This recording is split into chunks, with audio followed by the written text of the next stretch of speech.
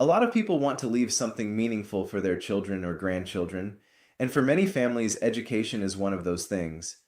Maybe it is college, trade school, graduate school, or just giving the next generation a stronger start than you had. Hi, I'm David Taylor from Twin Falls Estate Planning. Today I want to talk about how your estate plan can help support education for future generations. The first option is an education trust. This lets you set money aside specifically for education. You can say what the money can be used for, things like tuition, books, housing, supplies, or other school-related expenses. You can also decide who manages the money and when it gets used. That matters because handing a young person a lump sum and hoping they use it wisely is not always the best plan. Another option is a 529 plan. A 529 plan can be a good way to save for education while you are still living. It may offer tax benefits and it can be coordinated with your overall estate plan.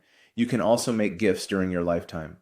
Sometimes helping with education now can be more useful than waiting until later, but you still want to understand how gifting affects taxes, financial aid, and the rest of your plan. You also want to be careful with beneficiary designations. Life insurance, retirement accounts, and bank accounts may pass directly to the people named on the forms, so those forms need to match your overall goal. The point is this: leaving money for education is a great idea, but it needs structure, otherwise the money may not be used the way you intended. So I invite you to come in and meet with us at Twin Falls Estate Planning or attend one of our seminars. Do what you need to do to build a plan that supports your family's future. Most importantly, don't just leave money and hope it works out. Let's make sure your legacy gives the next generation the opportunity you intended. If you liked this video, leave a like, subscribe for more videos, and leave your comments below. Thanks for watching.